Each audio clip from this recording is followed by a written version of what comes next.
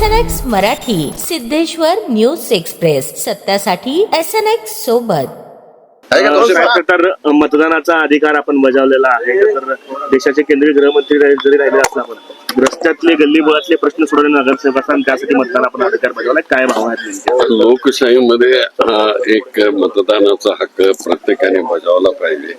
मग ते खासदारकीचा असो, आमदारकीचा असो किंवा जिल्हा परिषद असो किंवा महानगरपालिकेचा असो.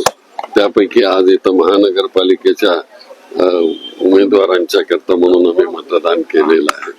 त्यांना मी यश चिंतितो. अनेक ठिकाणी तक्रारी येत आहे. सकाळपासून ईव्हीएम बऱ्याच वेळा बंद पडत आहे, काही ठिकाणी बटणं दाबली जात नाही असं पण तक्रार येतात. काय नेमकं? मला आताच आमचे काँग्रेसचे बटन दाबले जात नाहीत असं मला इथल्या कार्यकर्त्यांनी सांगितलं, पण ते आता बरोबर केलेलं आहे असं त्यांचं म्हणणं आहे. दुसरीकडे आणखी काय असेल तक्रार त्या ताबडतोब करेक्ट केलं पाहिजे.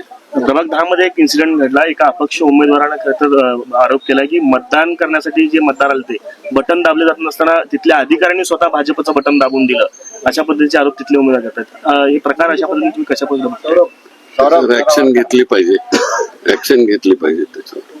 एकूण ही सगळी महानगरपालिकेची निवडणूक बघता कशा पद्धतीने निवडणूक आहे, कारण प्रचार असेल, हे सगळं असेल, दबावाचं राजकारण अनेक वेळा झाल्याचा आरोप आहे. इथे मी पहिल्यांदाच असं सोलापूरमध्ये बघितलं की एका ह्या निवडणुकीमध्ये एका कार्यकर्त्याचा खून होतो. इथं हे अतिशय घृणास्पद आहे. लोकशाहीला अतिशय कलंक लावणारी घटना आहे आणि म्हणून लोकशाहीमध्ये अशा प्रकारे होता कामा नये. ही लहान निवडणूक आहे, ही काही मोठी खासदारकीची निवडणूक आहे, आमदारकीची नाही आहे. पण इथे देखील अशा प्रकारे जर होत असेल तर हे घृणास्पद आहे. अनेक उमेदवार जे आहेत विरोधी पक्षाचे, त्यांचा आरोप आहे की आम्हाला खूप त्रास दिला जातोय, पोलीस आणि सगळ्यांचा दबाव वापरला जातोय, आमचे कार्यकर्ते नेऊन दिवसभर बसवत आहेत. कुठेतरी हे सगळं दबावाचं राजकारण आहे आणि काय एकंदरीत आपली प्रतिक्रिया द्यावी? दबावाचं थोडस राजकारण आहे असं मी ऐकतोय.